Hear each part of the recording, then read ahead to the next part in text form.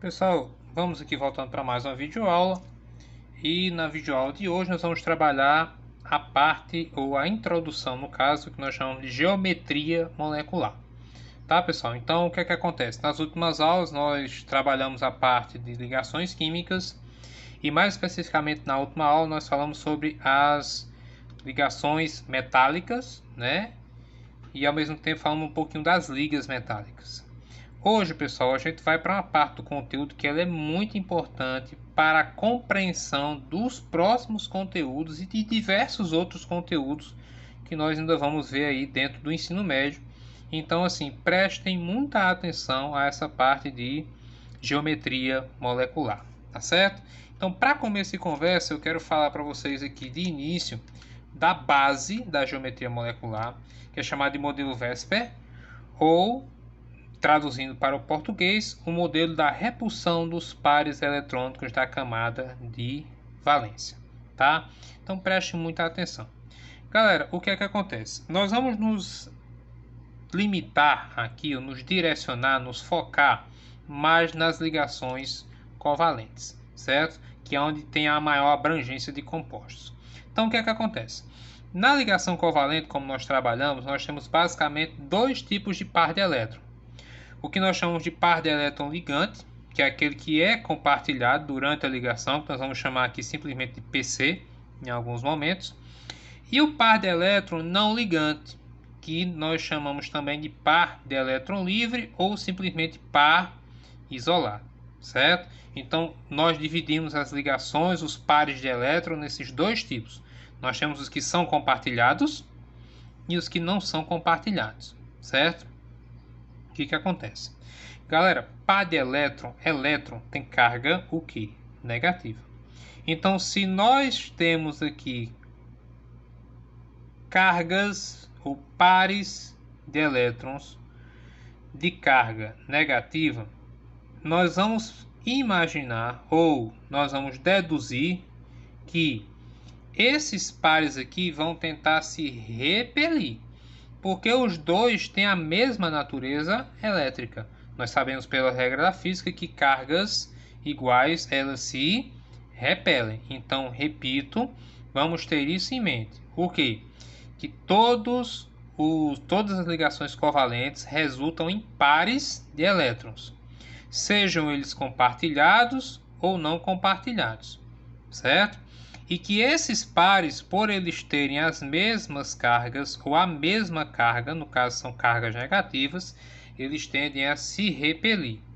Vão existir repulsões entre pares isolados, de par isolado para par isolado. Vai existir repulsão de par isolado com par compartilhado. E vai existir repulsão de par compartilhado com par compartilhado. Por que eu estou colocando isso aqui? Porque a geometria vai estar diretamente relacionado com o comportamento dessas repulsões. São elas que vão orientar para a gente, certo? Como esses compostos, como essas moléculas vão se estruturar espacialmente falando. Porque, para começo de conversa, geometria significa o quê? Basicamente estudar o formato dos compostos. Qual é a forma espacial de cada composto. E repito, entender essa teoria da repulsão dos pares é essencial. Então preste atenção numa coisa. Comparando esses três tipos de repulsão, par isolado com par isolado com par compartilhado, e entre pares compartilhados, eu vou ter a seguinte regra. Pares isolados com pares isolados têm uma repulsão maior do que par isolado, par compartilhado, que tem uma repulsão maior do que par compartilhado com par compartilhado.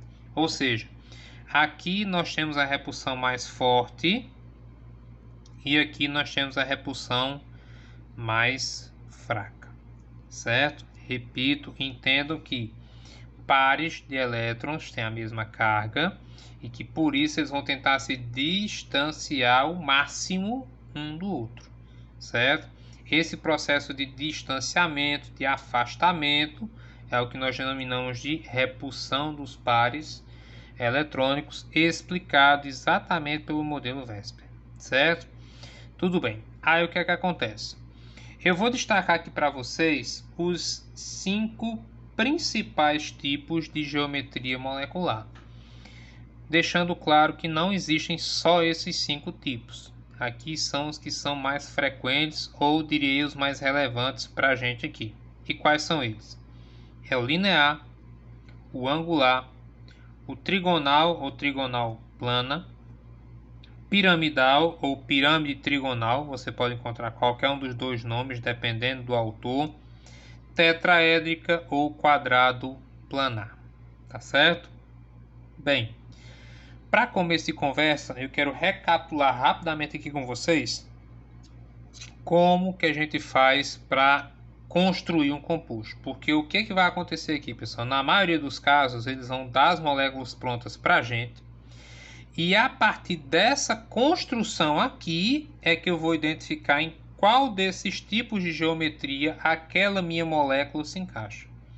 Então prestem muita atenção. Então, primeiro, eu preciso escolher o átomo central, vai ficar no centro da molécula. O que é que nós já falamos sobre isso?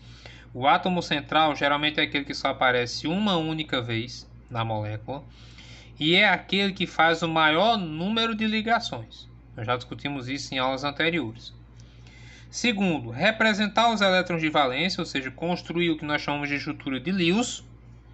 E por último, identificar as ligações de pares compartilhados e pares isolados, ou seja, quais são os pares de elétron que ele usou para fazer ligação e os pares de elétron que porventura ele não utilizou. Uma outra dica que eu disse em sala, vamos relembrar aqui, não existe essa, galera, de ficar só um elétron sozinho. Você montou o composto, fez lá a sua estrutura, de repente ficou um elétron sozinho, olha direitinho porque tem alguma coisa errada. Elétron não fica sozinho, ele sempre fica em pares, tá certo? Muito bem. O próximo passo aqui agora é o seguinte. Aqui eu tenho uma tabelinha, que eu achei ela bem bacana, na qual ela resume basicamente como que a gente identifica essas 5 geometrias, perdão. Essas 5 geometrias, né, que eu mencionei anteriormente. Então preste atenção, tem 2 regrinhas só que você precisa entender. A primeira, talvez a mais importante, é observar a quantidade de átomos presentes na sua molécula. Paulo, como assim? Não estou dizendo para você que para cada quantidade tem uma geometria específica, não. Mas, por exemplo, isso limita muita coisa. Tipo, vamos pensar aqui numa situação hipotética. Vamos dizer que você quer analisar o composto NH3. Só um exemplo. NH3 tem um nitrogênio e 3 hidrogênios. Somando tudo dá o quê? Dá 4 átomos. Se são 4 átomos, eu já descartei linear, já descartei angular e já descartei tetraédrica. Ou vai ser trigonal plana ou piramidal. Percebe isso que eu estou dizendo? Então, a primeira informação é você ver ou observar quantos átomos você tem. De novo, vamos dar um outro exemplo. Vamos pegar a molécula de H2. H2. Quantos átomos nós temos? São 2 hidrogênios. Pronto. Nesse caso aqui, você não tem o que pensar. 2 átomos, obrigatoriamente essa molécula ela é linear. Então, a primeira coisa a observar é o total de átomos que você tem. Lógico que, como eu disse, não é necessariamente específico. Por exemplo, vamos pegar outra situação. CO2. Quantos átomos nós temos? Nós temos um carbono e 2 oxigênios. No total, 3. Pode ser linear? Pode. Pode ser angular? Pode. Mas já não pode ser nem trigonal plana, nem piramidal, nem tetraédrica. Percebe que você afunila, você filtra, você simplifica a sua vida só em observar a quantidade de átomos que você tem na sua molécula, certo? Agora, o que acontece? Existe uma outra situação que precisa ser observada, que é o quê? A existência ou não daqueles pares de elétrons não compartilhados, o que nós chamamos anteriormente dos PI, os pares isolados. O que acontece? Quando eu tenho dois átomos, não tenho o que pensar, como eu disse, é linear. Se você tem três átomos, você tem duas opções. A primeira opção, ela vai ser linear quando não sobrar pares isolados. Não tem par isolado, três átomos, linear. Três átomos, quando sobra algum par isolado, ou par de elétron livre, como você preferir chamar, a geometria já vai ser angular. Certo? Aqui para baixo, basicamente a mesma coisa. Com quatro átomos você tem dois caminhos.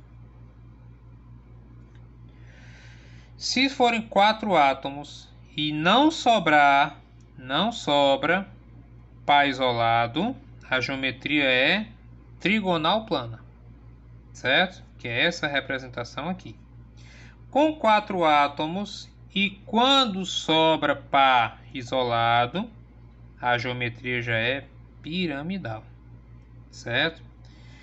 Fiquem muito atentos a essa questão das geometrias e das conexões que a gente está fazendo, porque é a melhor forma de você identificar, certo?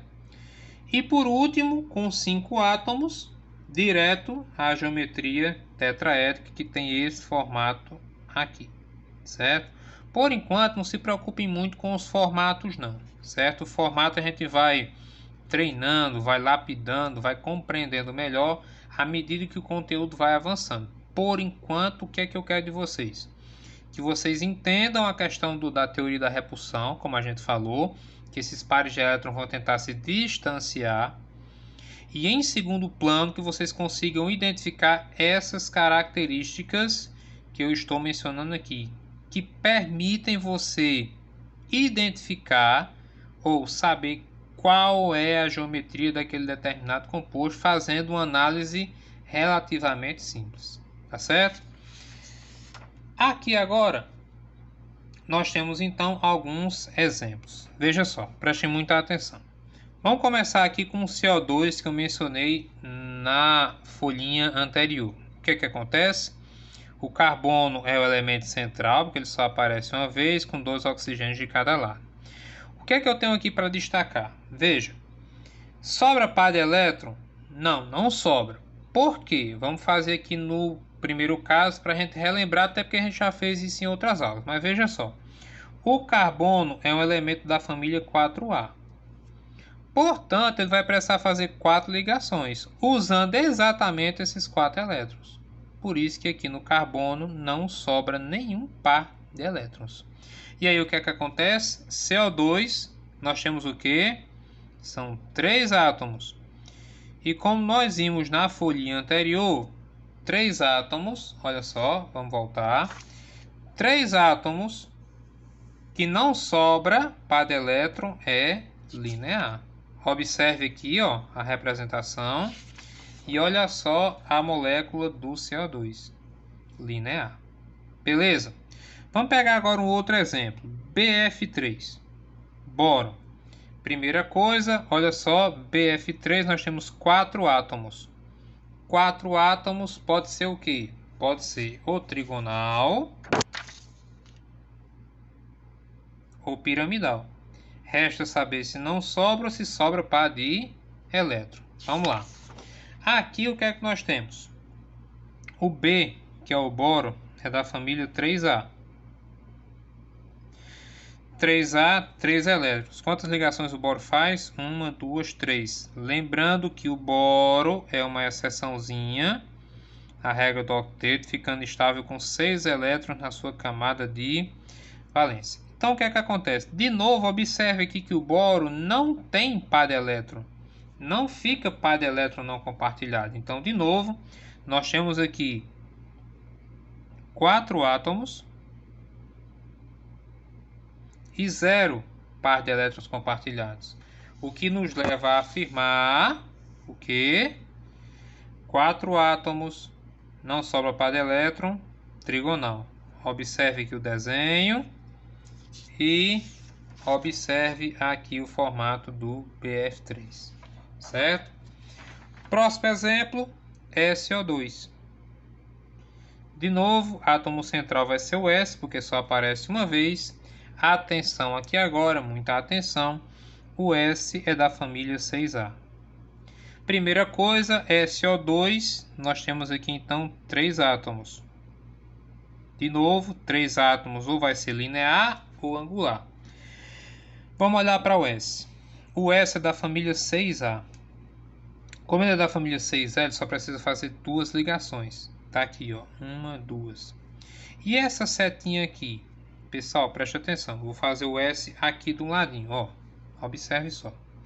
O S tem 6 elétrons, como nós já dissemos. Família 6A. Então ele vai fazer essa ligação aqui com o oxigênio. Vou fazer aqui a representaçãozinha que a gente já mencionou para vocês, ó. Vai fazer uma ligação aqui, outra ligação aqui, certo? Do outro lado, o que é que vai acontecer? Vai acontecer o que nós chamamos de covalente coordenada ou covalente dativa, que é exatamente essa ligação.